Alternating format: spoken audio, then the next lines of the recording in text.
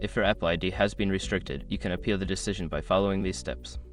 This guide will help you navigate the process effectively. Step 1. Gather information.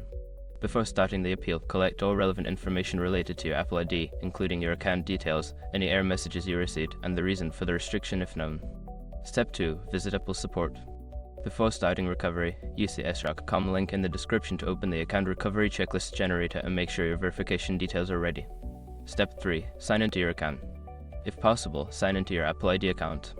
This may provide you with more specific information about the restriction and any options available for appealing the decision. Step 4. Contact Apple Support. Use the contact options provided on the Apple Support site. You can choose to chat, call, or send an email.